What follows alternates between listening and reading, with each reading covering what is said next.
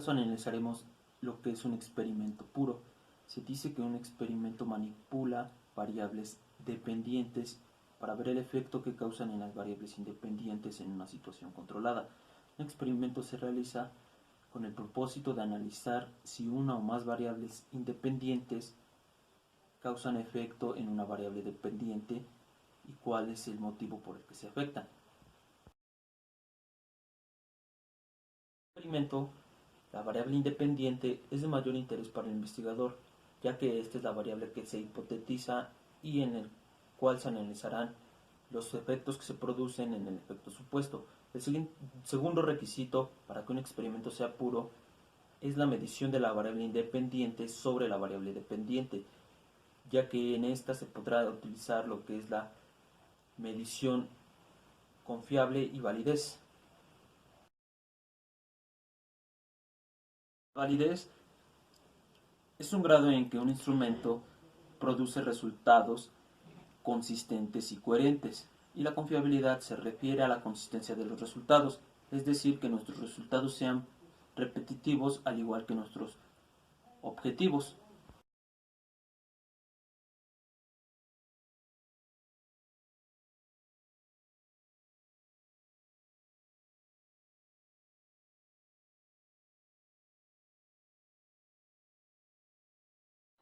¿Cuántas variables independientes y dependientes deben incluirse en un experimento? Para poder contestar esta pregunta necesitamos saber primero qué son las variables de investigación.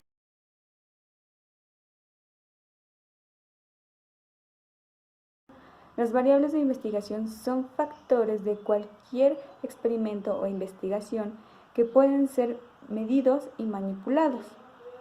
Cualquier factor que incluya valores diferentes constituye una variable científica e influye en los resultados de la investigación.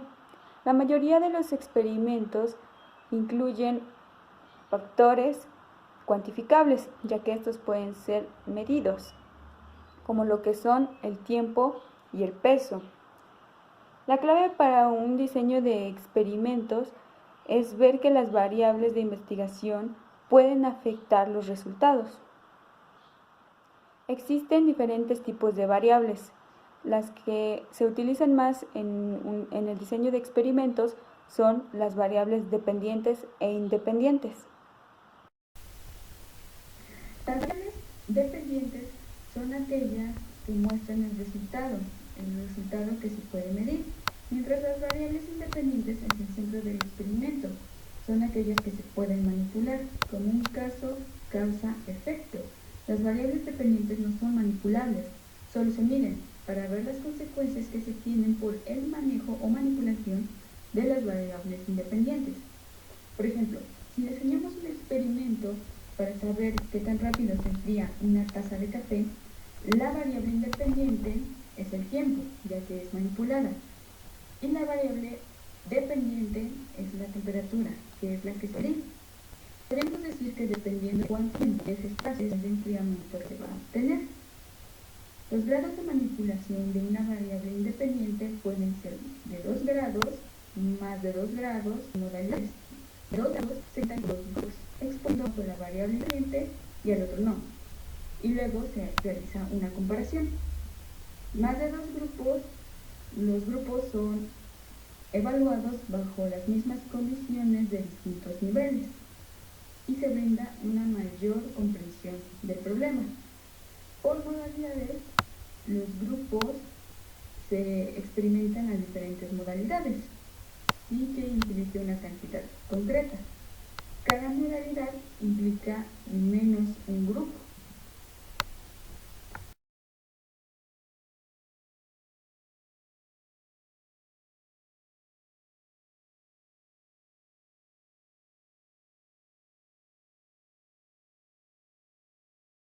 Contestando a la pregunta de cuántas variables independientes y dependientes debe incluirse en un experimento, la respuesta es que no existe ninguna regla que establezca esto, sino que todo depende del problema de la investigación que se planteó, así como las limitantes que se establecieron. Por ejemplo, si nosotros aumentamos el número de variables independientes, aumenta el número de manipulaciones que se le debe hacer y con ello aumentan los grupos, así como entran las limitantes que se establecen.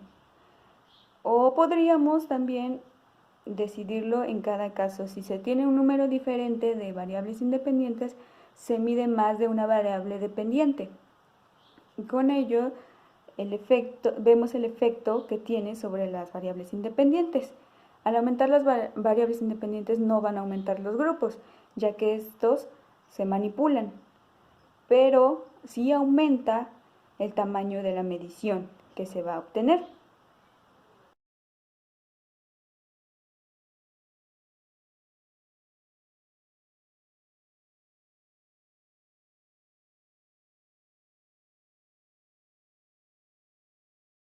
El tercer requisito para un experimento es el control o la validez interna de la situación experimental.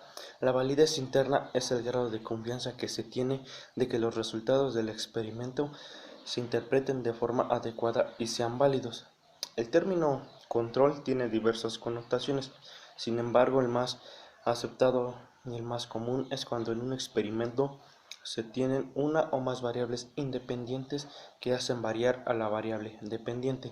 Esta variación en las variables dependientes se debe por la manipulación en las variables independientes y no por otras causas u efectos.